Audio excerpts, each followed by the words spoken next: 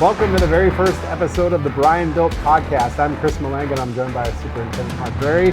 And we created this show for one reason, to pull back the curtain on everything happening across our district. That's right, Chris. Whether you're a parent, an alum, a student, or a staff member, this is your home for Golden Bear News. So sit back, relax, and stay connected with us. We got a lot coming at you. All right, so today's episode, we're going to talk about some legislative stuff. We'll get an update on the academics, the arts, and the athletics. We'll introduce a segment where we answer some questions and maybe have a little fun. A little fun sounds like a lot of fun. All right, well, let's get started. Before we share the news, though, when we say someone is BryanBuilt, you're one of the ones that coined that. Tell us what that means, because this is the BryanBuilt podcast, and people see BryanBuilt all over the place in our signage and our social media. What does it mean to be BryanBuilt? Well, I love this question, Chris, because we talk about BryanBuilt all the time. It's on hats, it's on our scoreboards, it's on T-shirts, and we try to live the BryanBuilt way. But what does that mean? It means someone has grit. It means someone has a service above self mentality. It means someone is going to get the job done and get the job done the right way. And most importantly, it means that we're going to connect with our community. We have so many outstanding staff, so many outstanding students doing amazing things every day. And we want them to showcase their talents to their fullest. And when they're showcasing it with those attributes involved, the sky's the limit for what they can accomplish. So BryanBuilt captures that. You know, I get asked a lot, BryanBuilt, you know, physically, like bricks and mortar. I mean, if you want it to mean that, sure, you can go that direction. But BryanBuilt is more that philosophy. It's more of those character traits and those attributes that we want to see shine in all of our students and staff, and of course the community and all that we do every day. I love that. I love that. So let's get to the news. Let's take a look at first, welcome back from break. We all had a nice restful break. I sure as heck enjoyed some time off, even though there was some work involved in there, but we all had a great winter break. And did you enjoy your break? Oh, it's fantastic. And Happy New Year, by the way. Thank you. It's always good to come back a little more recharged, and we have been avoiding the snowflakes up until the moment we're on air right now. Exactly. So it's snowing again. But Old Man Winter, I'm sure, will make another appearance, and we might even have some more break time as we go throughout the winter months here. I actually have a question about that later. Let's talk about some dates, though, coming up, because when we look at our things in school about like semesters and quarters and breaks. And so now we've gotten through winter break. Our next like big time break is spring break. So in between there, we've got some stuff, and primarily like one of the first couple things is guidance nights, because those are really important. And you've had that role where you're an administrator of a building, so guidance night's important. Oh, it's huge. So we're prepping all of our courses for next school year. I know next school year is still 9 months away, but our students at the high school level are going to be signing up for all of their classes next year. And with that, we have some important changes that we need to outline to them. So that guidance night makes it very important to attend, very important to pay attention to what your guidance counselors have to say. Things that right off the top of my head, I know we've got coming at you next year. We're going to have the new Career Tech Center open. So we're going to have career tech classes in junior high and high school. Beyond that, there's going to be changes with some health courses and when those are offered. And then we've got some STEM classes being offered at the middle school level as well. So a lot of exciting things happening, but you got to get the lowdown from the guidance counselors. They are the experts, and they can guide you in the right way. So make sure on the 26th and the 27th, the 26th of January is the middle school guidance night, the 27th is the high school guidance night. Make sure to be there or be square. All right. And then we are, as we're recording this, we have Martin Luther King Jr. break coming up. But as the people will be watching this, we're going to be looking next at the Teacher Workday on February 13th and the President's Day break. And so a little 4-day weekend there for the students. Yeah, it's always nice in the middle of February. It's kind of like that little precursor to spring break. Yep. So we take segments as we go through these winter months, because they can be long and cold and dark. So once we hit President's Day, you've got a short window of time until spring break. So I think, there's some light at the end of the tunnel for all of our students to get that next rest period up, and maybe a trip or some travel at the same time. So we also got a great time at the elementary, Right to Read Week coming up. It's always a fun week. Yeah. The theme, and they deck it out, the hallways, the classrooms, and the students' participation in that week is always a lot of fun, and it encourages a great thing, reading. I mean, if you can pick up a good book and maybe get back into an old habit that you had, or if you're a young reader, finding some of those fun books for the first time and some of those fun authors for the first time, it's a great week. So really looking forward to it. Might Zero the Hero make an appearance that week? So I talked to Zero's agent. Zero's got an agent. And I don't cross paths with him often, but when I talked to Zero's agent, he did note to me that he is ready to try to make an appearance here in Bryan, Ohio. He travels the country, if not the world sometimes. There was a a time, what was it, last year or 2 years ago? He actually sprinted from Montpelier down here. Oh. Yeah, in one day. Across, his cape went into action. He flew across the land and he made an appearance. So I think he's going to be around. Nice. But he likes to show up on that 100th day of school. So yeah. we're approaching that time frame. Yeah, we are. Yeah. End of the third quarter coming up in middle of March. Then we got a teacher workday leading into the holiest of all weeks, spring break. Spring break. So what will it be this year? Will it be cold and dreary and maybe snowy here in Bryan, Ohio, or will it be 68 or 65 degrees and sunny? You never know what you're going to get in March. So personally, I don't care what it's going to be like here because I'll be in California for spring break. So look at you. You got an extra ticket to take me along? Maybe. All right, so that's kind of the academic wrap here. Let's also real quick shout out our winter sports teams because they're at full-fledged competition right now. In fact, some of those seasons are starting to wrap up. It's amazing how fast the winter sports season goes. I mean, you start talking February, which is just a few short weeks away, you start talking tournament time already. With athletics right now, I guess I just want to give a shout out. Nora Koonsman, last night broke yet another school record in the 200 freestyle. So that is now her, let me see here. That is 5 school records that she holds. So she's got the 200 free that she broke last night at 1 minute 55, 1 minute 55 seconds, and I guess 33 100ths after that. But then you've got the 100 butterfly, the 50 free, the 100 free, and the 100 backstroke. So she is lightning on water, ladies and gentlemen. So if you haven't seen her, get out to the pool and watch that in action because it's impressive. Yeah, also boys and girls basketball happening, boys and girls wrestling, bowling, and you can go to bryansports.com for all the schedules, the picks, and all the broadcasts we'll be doing as well. Real quick, before we wrap up the news, I just want to talk real quick about some legislative changes, and the big one that everybody thinks about is the cell phone policy, which is reiterate again that this is not a policy of the Bryan City Schools. This is by state law. Yeah, the state made that decision last summer to implement that statewide, and I got to give kudos to our students. I mean, they are handling this in a really, really phenomenal way. We knew that cell phones, it's hard to keep them away during any time frame of the day, let alone in school. So for them to make sure that those are in their pockets or in a backpack or in a locker so that they're not a distraction throughout the learning times, throughout the school hours of the day, and adhering to this policy set forth by the state. They're handling it with unbelievable gratitude right now. I'd say they're thankful for the staff and how they're handling it as well, but they're making wise decisions with it, and we appreciate their adherence to it. All right, shout out to the staff and students for all that work. All right, deep dive now. Let's do a little deep dive. Let's do it. Let's have some fun. Let's do a little bit state of the Golden Bears. When you come to a new year, 2026, you start thinking about New Year's resolutions and how things are going to be. And so you take a look back at how things have gone and how things are going to go. And let's talk a little bit about the state of the Golden Bears. And we talk about athletics and academics and arts, the 3 A's. So I'll kind of let you roll here, and if I think of anything I want to ask, I'll pop it in there, but I'll let you go with that. Sounds great. Well, let me rattle through, and thank you for mentioning the big three. The big 3 A's that we always discuss, in no particular order, the academics, athletics, and arts. We want our students to have the best opportunity possible to succeed in those areas in what they do here at Bryan City Schools. So I'll just start with the academics. So we have some great opportunities on the horizon.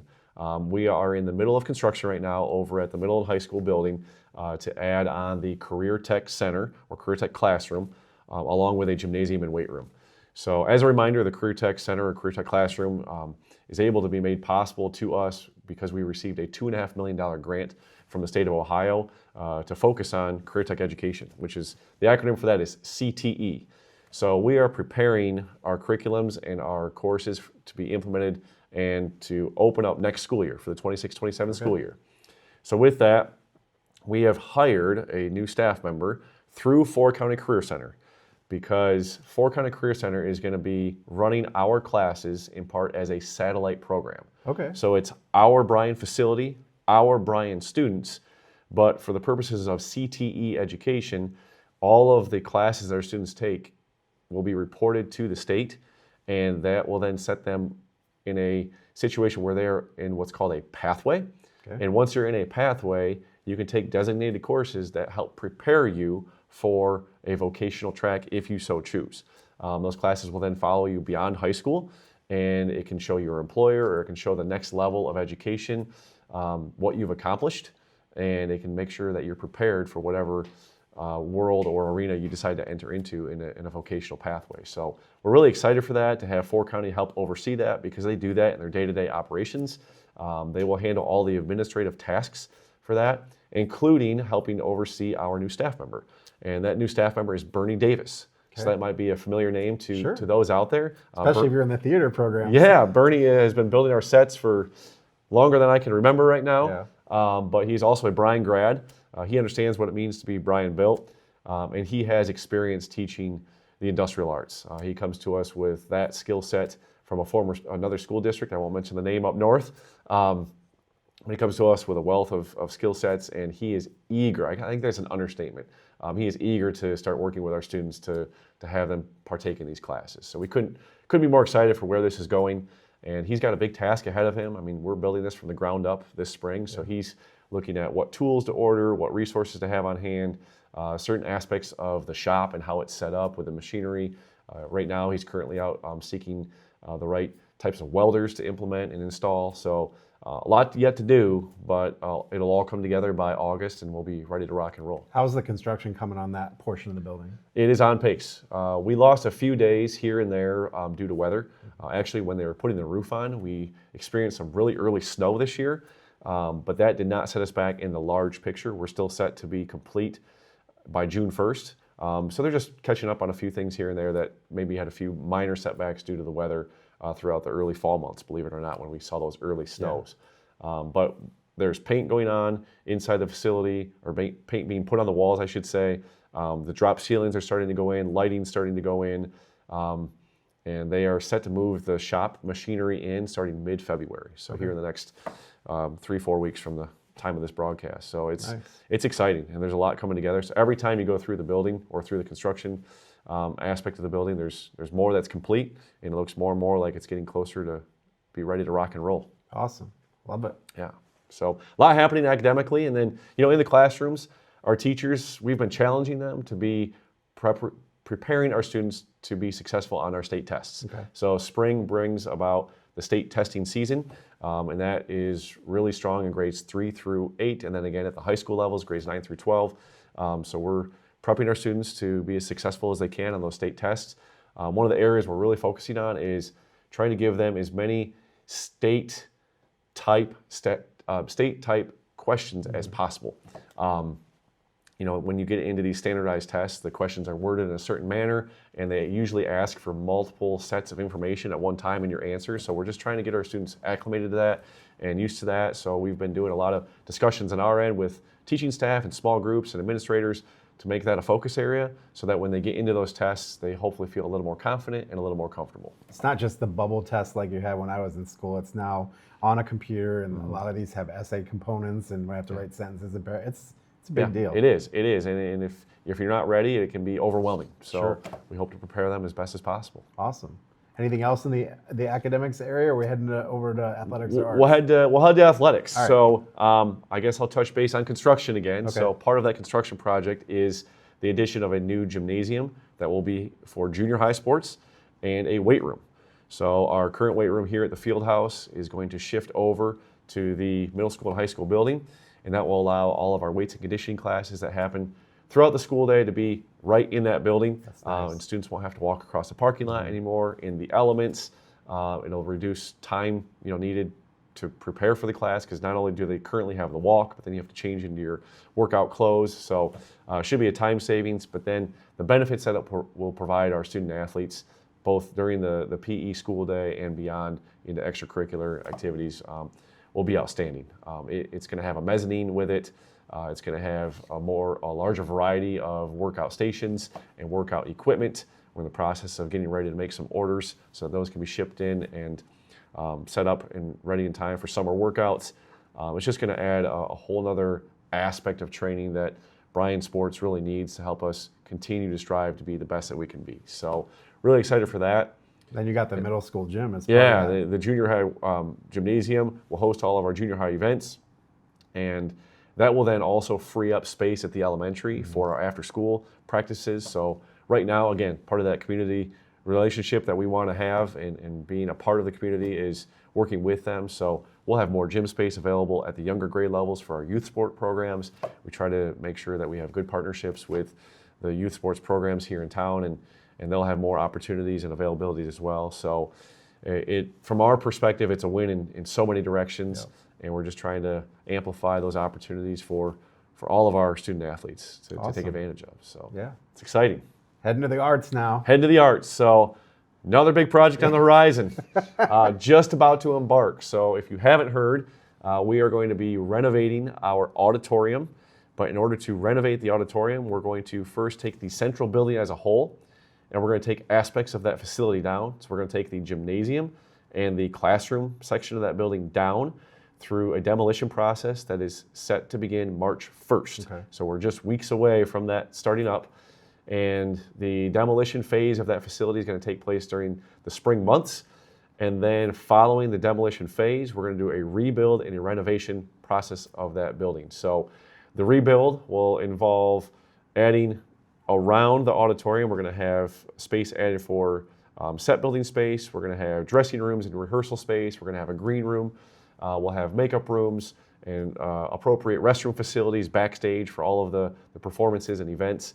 And then on the front side of that facility, which will actually be kind of on the side of the existing entrance, the east side, it will have a beautiful walk-in lobby, be very welcoming to the community, be very welcoming to guests for any events that are held there, and just be a space that we can really not only celebrate the arts, but use it as a community center for a multitude of events. So if you have not seen the renderings of that, I encourage you to check out our website or check out the Art Connects Us website, and there is just a wealth of information for your viewing. And check out like I said, the renderings. And I think you'll be wowed. We're excited. Yeah, it's pretty cool looking. I've had questions. Why the central gym going away? And that's more of a logistical construction issue. Yeah. So when we initially started this project, we were hoping to keep the gym, but the way the building is constructed, portions of the classroom actually were built with the rooftop going over the rooftop of the gymnasium. Okay.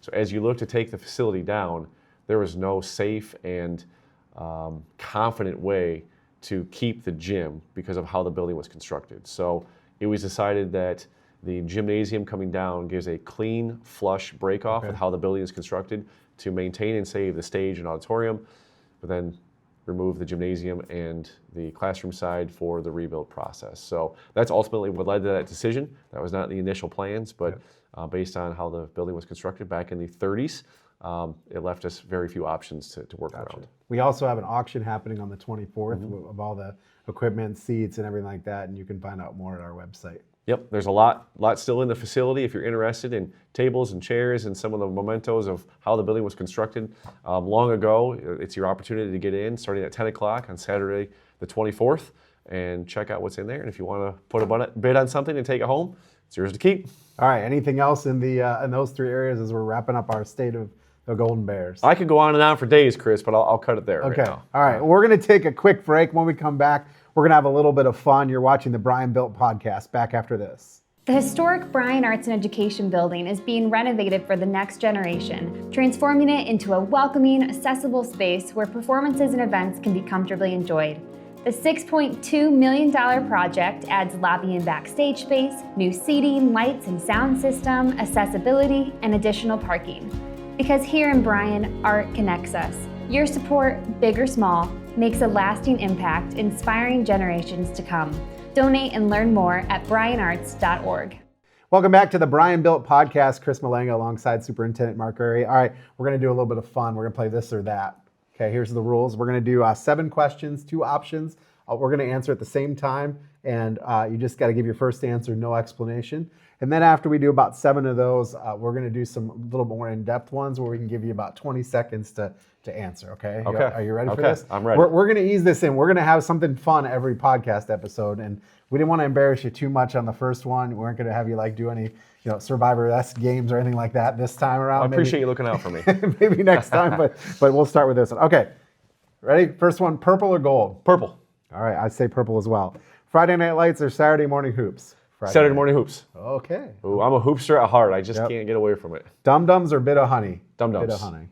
Oh, you like the bit of honey? I like the dum-dums, but Okay. I'm a big fan of the bit of honey. So. Okay, so do you have a favorite dum-dum flavor? I like grape. And actually, I like lemon the best, but they don't make lemon anymore, so I have to get the, what are those? The Starburst lemon puffs. Those are if I'm going to do a lollipop, that's what I'm doing there. I'm glad you said bit of honey because I actually have a package that I just recently obtained, and I have like a coffee mug in my office filled with those. And for some reason, it was initially overflowing, but now it seems to be working itself rather low. So I'm going to have to replenish. I don't know where those disappear to. So. All right, digital notes or paper and pencil? Paper and pencil. You are definitely a paper and pencil kind of guy. Look at this right here. Inside your thing, you have Post-it notes all over. I'm such a digital person, it's not even funny. So one of the funniest Christmas gifts I received a few years back was from some of our administrative team members. And they see me writing I have like 3 or 4 little checklists at all times with little notes on it, little sticky notes. And so they bought me sticky notes that are about like this big. And I have to, because I write rather small in my notes, I try to squeeze as much as I can in. Sometimes I write so small that I can't even read what I wrote. And then I go back a few days later, I'm like, what does that say? I have no idea, but it was classic. That's awesome. I mean, these are literally an inch by like a half inch. It's nice. All right, hallway high fives or fist bumps? Fist bumps. High fives. All right. There You know, I used to be a high five guy, and I don't know if it was COVID or just in general. I think it was quicker for some reason just to give a fist pound and multiple fist pounds around. And so I don't know. I just turned into a fist bump guy. All right, walking the hallways or focusing at the desk? Focusing at the desk. Walking the hallways. Yeah, I know you love that. I love the best part of my day is getting out into the buildings. You know, I always see at lunch all the time. Yeah. I always joke with the students. You know, they make my day the best it can be by me being able to see them. Because when I'm in my office, it's a lot of adult conversations. It's professional, and it's we all know how that goes, and students can lighten it up a little bit. So. That's right. All right, summer break or fall football weather? Summer break. Yeah. You just can't beat some of those months in June and July and August. So. All right, so here we'll have a little bit of a deeper dive. How about early bird or night owl? Early bird. You're here early. Yeah. How about you? I'm a night owl kind of guy. I would rather, when I've been doing the games late at night, what I've been doing is coming to work a little bit late and going to the games, and I'm a night owl. I really am. Yeah. So. No, I'm an early bird. How early do you get here? Full admission, the first alarm goes off at 4 o'clock. Wow. Yeah, I love it. I like to get my day going with exercise in the morning, so I make it a point to get into an exercise routine throughout the week, and it gets my day going. And there's just something about a cup of coffee while it's quiet, getting your day going, exercising, and you can get a lot done before most people even wake up. So, and then from time to time, if we have to delay or cancel, it's gives me a little extra time to maybe have some fun with the announcement and cue up a song or two. And I'm always taking recommendations for songs. Okay. So if there's any listeners out there that want to send me a recommendation for a song, we can start a list here because it is the winter month still, so you never know what happens. It is. That leads us into our next one: snow day or 2-hour delay? Snow day. Snow day. I enjoy the snow day as well. Snow days. I still go back to when I was a kid. There's something about the excitement of when I was young. You had to watch the ticker on the bottom of the TV screen or listen to the radio. Now, nowadays getting the call or the text, there's just something about that message that just makes your day. Yeah. So, I'm on the opposite end of it now. Yeah. Sending that out still brings joy. It's like, it's just something you only get a few of these a year, so enjoy it. 2-hour delays aren't bad, but there's a lot of logistics in a 2-hour delay day. For sure. So I'm a big snow day. Yeah. So real quick funny story. I used to be in radio. And so I would get the call and then have to broadcast it out. So to me, the whole idea of getting it over to the text, or these kids have no idea that they'd be waiting with their ears peeled to the radio, listen to JV or somebody, give Rick Small, give the delays. And they were always alphabetical. That's right. So if you missed it the first time around, you had to wait till another commercial break on the radio. Or if you're watching on TV, depending on, if there's a wealth of schools that were delaying or canceling, if you, like Bryan as a B, if you started watching like in the C's, you're going to wait a long time to find out if you had a delay. So. Absolutely. The instantaneous is a little bit different. All right, let's do some food. Cafeteria pizza or chili cheese toasty? Chili cheese toasties. Is that even a question? Well, I'm a cafeteria pizza kind of guy. Actually, more specifically, calzones. Okay. Calzones. Okay. That's the GOAT item. So I'm a cafeteria guy. I mean, I eat lunch in a cafeteria, I'd say almost every day of the week. Yeah. But the chili cheese toasties, I mean, you just cannot, you can't beat that. I mean, we just had it the other day, and the chili that comes with it, and you can dip your toasty in it. Did you know what one of the magic ingredients in that recipe is? It's mayonnaise. It's mayonnaise. I know, mayonnaise. Can you believe that? I mean, first time I heard that, I was like, what? I thought it was cheese. I thought it was like a block or a square of cheese, maybe with some butter on it. Yeah. Oh no, mayo. Good old-fashioned mayo. So. All right, being BryanBuilt or everything else? Oh, I mean, no brainer here. That's right. I mean, being BryanBuilt. Absolutely. But what makes that is, I tell people this often, we get to work with some of the coolest people ever. do. You know, schools are a people business. We get to encounter some of the neatest people. I mean, some of the neatest people are right here, you know, in our walls, working with us. They're students with us, you know. But then beyond that, in the community, you know, there's so many classic cases of BryanBuilt happening every day. We are so fortunate and blessed to be a part of that. So. Absolutely. Even before I worked here, I consider myself BryanBuilt because I've been, and this is my 20th year of being involved in Bryan athletics. So Awesome. it's crazy. Cool. All right. Well, that is our little fun segment, this or that. And you know, we always are going to have a fun segment every time we do the podcast. Perfect. So now we're going to slide into our community Q&A. So a couple of things, we're going to be posting this out on social media, so you can send us your questions, comments, things you want answered. I've got 2 of them. These are 2 questions I've heard in the last 48 hours or so. The first one is when I was mentioning about we're doing a podcast, the question I got, and this is from a staff member, why are we doing a podcast? So I'm going to let you kind of answer that one. As you know, working with us, we're a city within a city. Yep, for sure. There is so much happening here every day. So many cool things in classrooms, so many neat things in our extracurriculars and our clubs. The students showcasing their talents in various ways. We're trying to capture all that's happening and share our story. The more we can share what's happening here and the more people understand how our day-to-day walk works, I think people will be more and more impressed every day with what happens at Bryan School. So we're just trying to get the word out about all the great things happening and share the successful stories and keep people in tune with the information they need to have as they navigate with us each school year. So podcast is a great opportunity and something that, you know, has really caught on in the last, you know, decade. And so this is a great opportunity to get the word out. We have a lot of great ideas too. We're talking about having some guests that come on and be interviewed and play some more fun games and all sorts of stuff. So it's kind of, you know, I think it's a good opportunity along with all the other social media things we're doing to get the word out there. And, you know, a little shout out to our elementary staff who got their video going viral. That's unbelievable. Over 500,000 views on that video. So we'll have to put the link in the podcast show notes as well. All right. The last question I have, this has to do with the change in the state law. So we sent out an instant alert, I think last week, talking about the change where to be able to be a preschool or a kindergarten student, you have to be 5 by the day of our first day of school. And so that's a little bit of a change, but that's a state change. And so we had some people, one of the questions I saw was, you know, my child's 12 days past the start of school. Does that mean they're going to miss a whole year?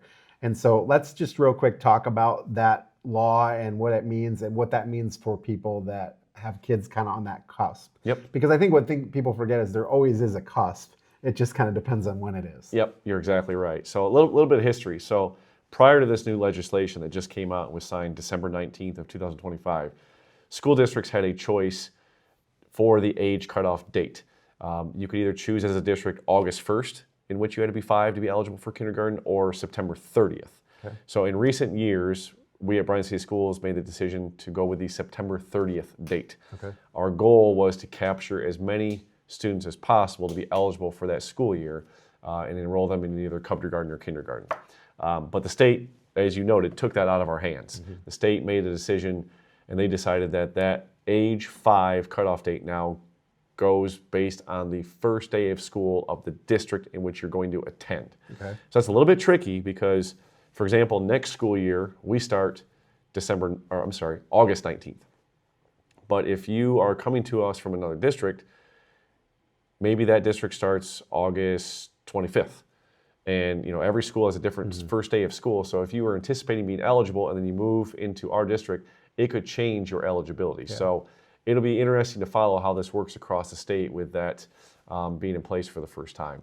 But so we have no choice. The state made the decision, and the new age 5 cutoff date is our first day of school, which is August 19th of 2026. So if you're a family preparing for that, please be aware. We've gone through our lists of the students that we know are in preschool and would be planning on jumping into our kindergarten programs next school year. And so far, we're aware of 6 students that this would impact, who would turn age 5 now after the first day of school, so they would not be eligible.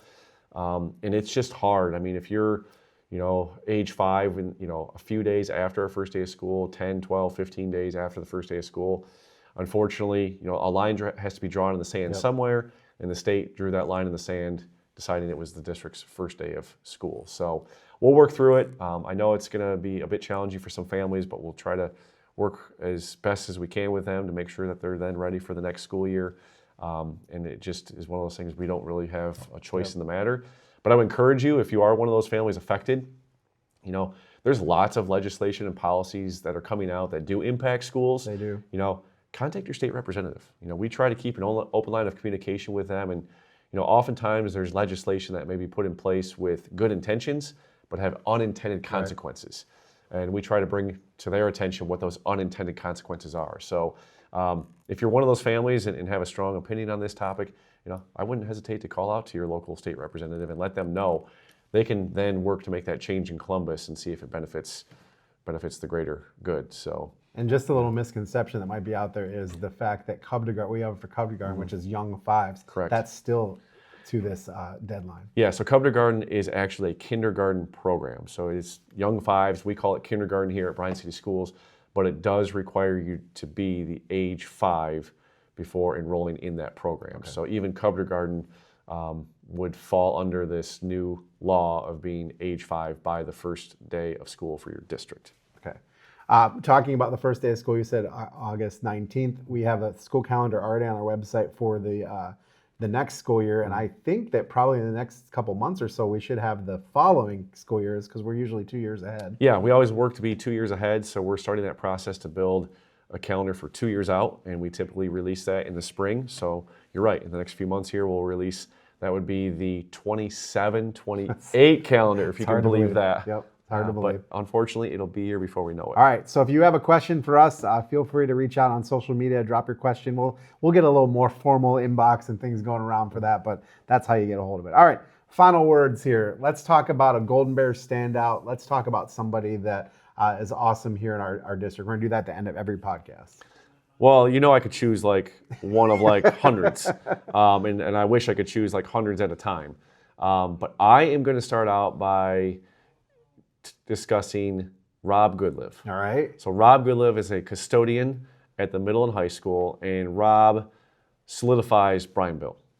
Rob is always loyal. He's always willing to get the job done. He always finds a way. If you call him, even after hours, when things pop up in the facilities, he's quick to arrive, quick to handle the situation. He's got a heart of gold. Rob is just an individual that, you see him in the hallways, make sure you say hi to him. Always willing to have a fun conversation. Yep, he's hilarious. Always has a great dad joke to drop in as well, and just means so well. So Rob's been, a go-to for us for numerous occasions, numerous events. And like I said, if you ask, Rob will deliver and make things happen. So shout out to Rob Goodlive this week, and thanks for all you do, Rob. All right, well, that's going to do it for our first episode of the BryanBuilt podcast. I want to thank our producer, John Dalrymple, our student producer, who's kind of manning the cameras, and he's going to be the one editing this. So shout out to John. Thanks for doing that. And, we just encourage you to share the BryanBuilt story about Bryan City Schools. And remember, we are here to serve our community. So if you have any questions, please reach out. And I think we got a catchphrase to end things out on. I like this, and you came up with it. I'm just going to read it word for word. This is fantastic. Remember, greatness isn't born, it's BryanBuilt. See you next time. See you next time.